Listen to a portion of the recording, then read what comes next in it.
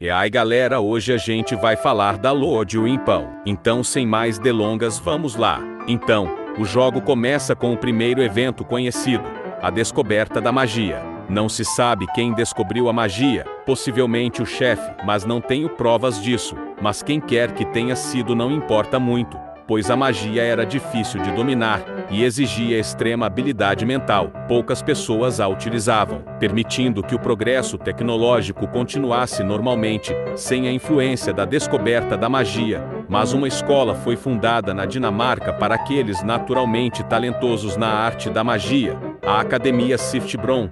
Hedman, um jovem na época, era excepcionalmente talentoso em magia. Ele aprendeu rapidamente a usar um cajado, a conjurar feitiços e, como professor, tornou-se o melhor mago de Siftbron. Eventualmente, tornou-se diretor da Academia Siftbron, ensinando aos alunos mais novos a arte da magia e como dominá-la, como ele fazia. Por fim, ele formou uma família com outra pessoa, possivelmente uma bruxa que conheceu em Siftbron, e enriqueceu o suficiente para comprar uma mansão no meio da floresta de pinheiros, com o nome de sua família escrito nela, Hedman Manon. Enquanto isso, na Dinamarca, a estação Mikanek foi secretamente fundada pelo governo dinamarquês e uma empresa de construção na Groenlândia para pesquisar os fósseis estranhamente anômalos encontrados em uma região particularmente fria e sem vida. Enquanto o governo finalizava a criação de Mikanek, a divisão mecânica do governo finalizou uma inteligência artificial prototípica,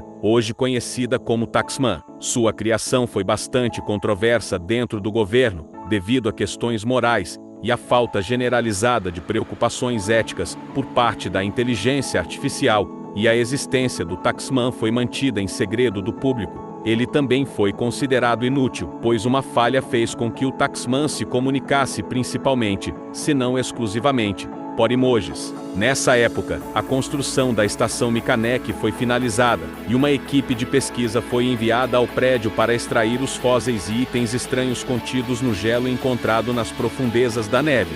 No entanto, em vez de simples fósseis de dinossauros, a equipe de pesquisa de Mikanek descobriu algo significativamente pior. Na primeira semana de abril de 2097, um dos pesquisadores trouxe um pingente de gelo contendo um pequeno cadáver de uma criatura mutante não identificável para a instalação para pesquisas adicionais. Abrindo-o, eles estudaram o estranho cadáver humanoide. Ele pulsava levemente, sua pele cinzenta e frágil se movia e se transformava. Seu peito arfava como se estivesse vivo. Um exame mais aprofundado indicou que o cadáver estava, de fato, morto. O estudo do cadáver continuou por dias, até que um dos pesquisadores sentiu algo no peito. Eles não conseguiam respirar. Algumas horas depois, o pesquisador caiu, morto. O restante da equipe de pesquisadores também sentiu náuseas e morreu rapidamente. O restante da equipe de pesquisadores também se sentiu mal e morreu rapidamente. Autoridades do governo investigaram a cena, mas também se sentiram mal logo depois. Por fim, a doença escapou da estação Mikanek e se espalhou pela Dinamarca como um incêndio. O pânico se espalhou pela população da Dinamarca à medida que a maioria das pessoas começava a ser infectada. O chefe foi ficando cada vez mais inquieto, preocupado com sua família, com os novos magos de Siftbron e com a possibilidade de a arte da magia se perder. Por fim, ele enlouqueceu de preocupação. Ele desmoronou. O chefe foi para a Academia Siftbron com um propósito. O chefe começou a massacrar a academia com sua poderosa magia, com a ideia equivocada de que os estava salvando da doença. A maioria dos magos ali morreu, e os que sobreviveram mal sobreviveram, com o sangue escrito na parede em um último suspiro. O chefe, agora se recuperando de seu colapso mental, percebeu que a doença logo o atingiria. Ele não podia se matar. Não, isso seria covardia. Em vez disso, virou seu cajado contra si mesmo e se transformou em uma cabeça imortal, uma aparição fantasmagórica que jamais morreria de verdade, um erro do qual ele se arrependeria. O governo da Dinamarca também ficou preocupado. A essa altura, a doença não pode ser estudada por médicos, e os poucos magos experientes que poderiam lançar feitiços de proteção foram mortos. Eles tiveram uma ideia repentina. o Taxman, ele poderia calcular infinitas possibilidades, infinitas maneiras de curar a doença e salvar a humanidade. Se depositassem a responsabilidade pela continuidade da humanidade nas mãos do Taxman, ele poderia reencarnar humanos décadas depois em corpos mecânicos, para que pudessem se reconstruir novamente. Uma ideia genial. Na época, eles criaram um programa em que aqueles que se qualificassem como cidadãos produtivos poderiam se inscrever para ter suas consciências transferidas digitalmente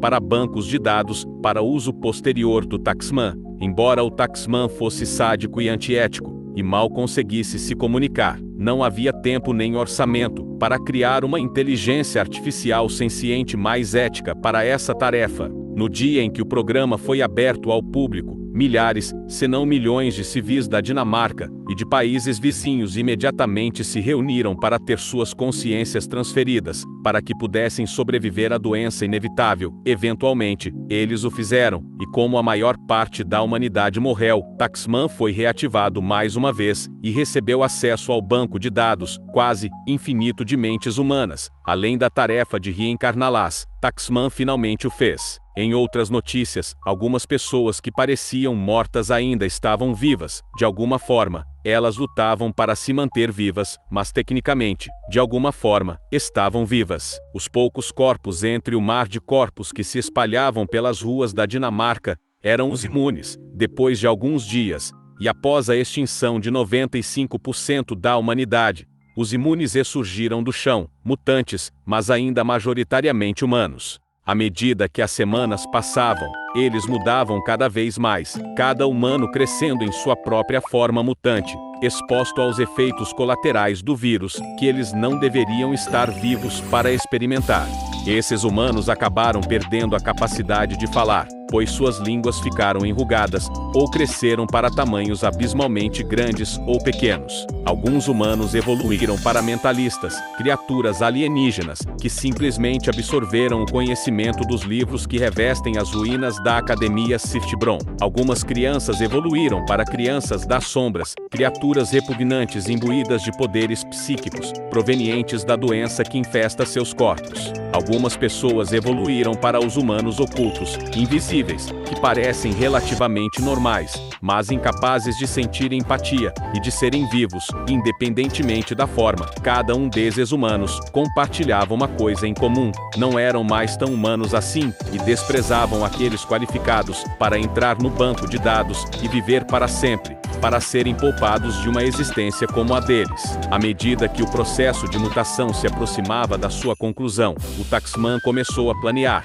Os seus criadores queriam que ele preservasse a humanidade e lhes desse novas oportunidades de vida. Taxman distorceu essa ideia, criou as máquinas mais idealmente ineficientes possíveis, incapazes de se defender, e feitos de metal extremamente frágil. Taxman inventou os semibots, cascos projetados para habitar a consciência humana. Ele os enviava para os vários prédios abandonados, sob o pretexto de coletar objetos de valor, e os observava morrer por pura diversão. É claro que, se morressem, ele simplesmente transferia a consciência deles de volta para o banco de dados, antes de colocá-la em uma cápsula diferente, para uso posterior, ou para fazê-los lutar na área de descarte. Era um plano perfeito. Como uma pequena esperança falsa, o Taxman transformou às pressas alguns postos de gasolina abandonados em lojas para esses semibots, onde eles poderiam gastar o dinheiro que ganharam ao completar sua missão. Obviamente, o Taxman não permitiria que eles realmente tivessem sucesso. Eles estão destinados a ser jogados na área de descarte. Só que os semibots mais habilidosos sofreriam por mais tempo nos vários locais onde ele os jogasse. Isso conclui a história de R.I.P. Oeste por enquanto. Espero que tenham gostado. Porque deu trabalho, então deixem o like e se inscrevam no canal e falou!